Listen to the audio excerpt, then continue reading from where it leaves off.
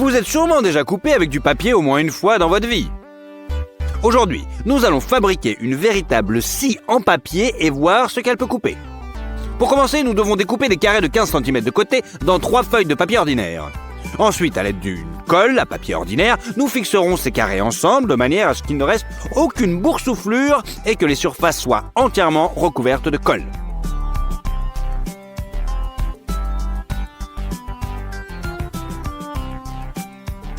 Voilà. Et bien sûr, nous les presserons fermement à l'aide d'une presse improvisée. Nous avons maintenant besoin d'un compas sur lequel nous avons préalablement fixé une lame tranchante. Le rayon du futur cercle sera de 6,3 cm. Placez l'aiguille exactement au centre du carré. Une fois que c'est fait, commencez à déplacer le compas. Le papier se coupe facilement et nous obtenons un cercle parfaitement lisse. Mais ce n'est pas tout. À l'aide du disque et de la meuleuse, nous marquons un trou au centre. Puis, toujours à l'aide d'un compas, nous découpons un petit cercle et c'est ainsi que nous procédons. Notre disque de papier est prêt et il ne reste plus qu'à le placer sur la meuleuse et le fixer afin d'éviter les situations traumatisantes. Mettez la meule en marche. Attention. Super! Notre scie en papier fonctionne et est prête à être testée.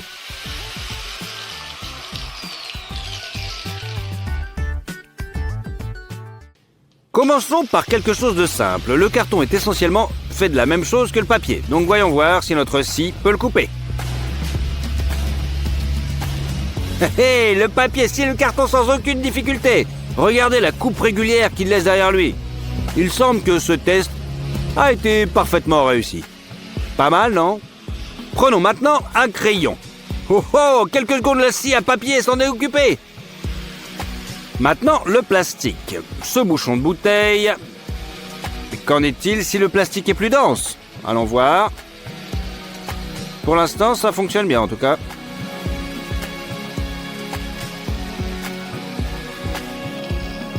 Pas mal. Maintenant, pour un plastique plus dense, pour ce tuyau. Bon, le processus est beaucoup plus lent, bien sûr, mais on commence à voir le résultat. Le papier, bien qu'avec quelques difficultés et manipulations de position, s'en sort avec le tuyau en plastique, conservant une coupe assez lisse, et il reste très peu de sueur de plastique d'ailleurs. Il semble que rien ne l'arrête. Maintenant, un panneau en plexiglas s'avère être un test beaucoup plus simple et notre scie s'en charge en quelques secondes. Voici la tranche ondulée que nous avons obtenue. Pas mal. L'enjeu devient de plus en plus important. Nous avons maintenant une pièce de bois. Ici, il faut déjà consacrer beaucoup plus de temps et d'efforts. Mais on peut voir que les progrès sont notables. Le papier entre dans le bois et continue de le découper. C'est tout simplement incroyable. Même une légère déformation du disque n'arrêtera pas notre scie à papier. On y est presque. Et oui, le bâton de bois est scié sans problème. Attention, c'est un peu chaud quand même. Nous avons maintenant une boule d'élastique. Voyons voir comment la scie à papier va s'en sortir.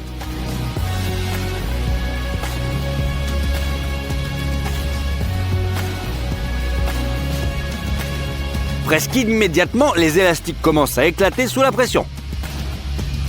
Il semble que ce test sera également simple et nous coupons cette boule sans aucun problème. Ah, l'inertie des élastiques a éloigné la balle de notre scie. Mais dans l'ensemble, le test a été réussi haut la main. Hop, nous avons coupé la balle en plastique sans aucun problème. Voyons maintenant ce qu'il advient de la noix de coco après une collision avec notre scie à papier.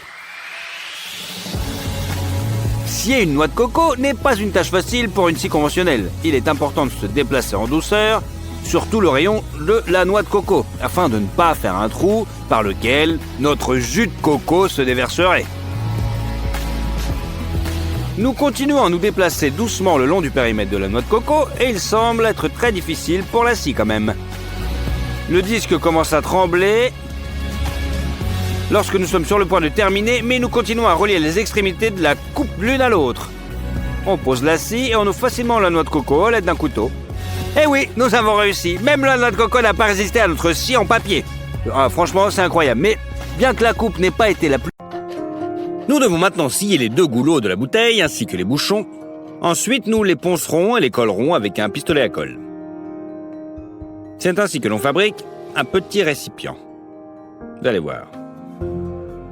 La colle. Tchac. On peut y ranger par exemple des cartes mémoire. Et le grand avantage est qu'il est complètement étanche. Il suffit de le sortir de l'eau et d'éliminer l'humidité. Pas mal, non? Retirez les cartes. Et comme vous pouvez le constater, aucune goutte n'a pénétré à l'intérieur. Parfait pour les espions. Prenons quelques rondelles d'acier et mettons-y une vis dans chacune d'elles. On visse les vis dans la planche en laissant un petit espace. Mettez maintenant la lame d'un canif entre les rondelles et vissez les vis jusqu'à la butée. En plaçant une demi-bouteille en plastique sur cette construction, vous pouvez la transformer en une très longue bande de plastique en quelques secondes. Et sans grand effort, cette bande peut facilement supporter un poids important. Nous coupons le goulot de la bouteille ainsi que le bouchon. Maintenant, nous prenons un sac de céréales. Nous enlevons le couvercle et nous faisons passer le sac. Nous redressons les bords et nous vissons le bouchon. Il est maintenant beaucoup plus facile de vider le sac de céréales. Et le couvercle garde les céréales à l'intérieur du sac. À l'abri des insectes. Parfait pour la datcha. Il nous faut maintenant 2 bouchons en plastique. Faites des marques sur les 2 côtés pour qu'elles correspondent à la taille du téléphone. Coupez ensuite l'excédent à partir de ces marques. Nous fixons les bouchons ensemble à l'aide d'un pistolet à colle. Prenons maintenant une bouteille pleine et fermons-la avec un couvercle entier. Posons un téléphone dessus. Vous avez maintenant un trépied improvisé. Plutôt pratique. Et si vous coupez le haut de la bouteille, vous pouvez l'utiliser comme support pour votre téléphone. Pendant que vous regardez nos vidéos, par exemple.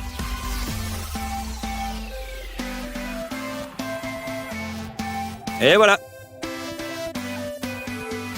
Pas mal, non?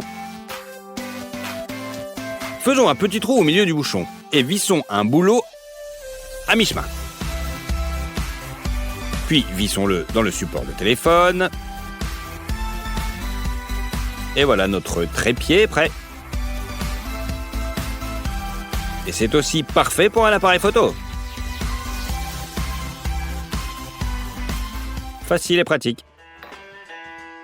Si tu as besoin de séparer le jaune du blanc, casse un œuf dans un bol et ensuite mets une bouteille pressée sur le jaune. Presse une bouteille sur le jaune, quoi. Hop, le jaune est aspiré. Il suffit ensuite de le mettre dans un autre récipient. C'est facile. Pour éclairer un grand espace avec une petite torche, placez-la sur le goulot de la bouteille d'eau. On appuie là contre la paroi d'un bidon en plastique. Regardez comme le brille. On éteint. Bim.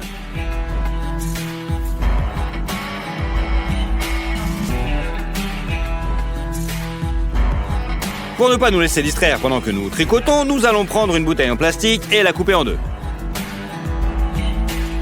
Dans une moitié, on met notre pelote. Et dans l'autre, un contrepoids. On les combine. Maintenant, la pelote n'ira nulle part.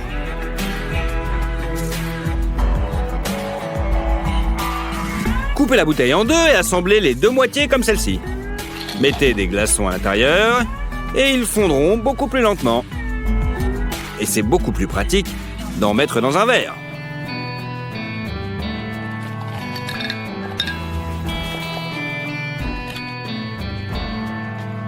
Pas mal, non? À l'aide d'un poinçon, faites un trou dans le fond de la bouteille. Ensuite, glissez le ballon dans la bouteille et faites-le glisser le long du goulot.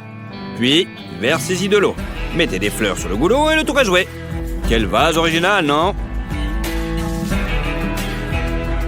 Les bouteilles vides prennent trop de place dans la poubelle. Il suffit de les écraser et de les rouler avant de les jeter pour qu'il reste de la place dans votre poubelle. Mais bon, j'espère que vous le saviez.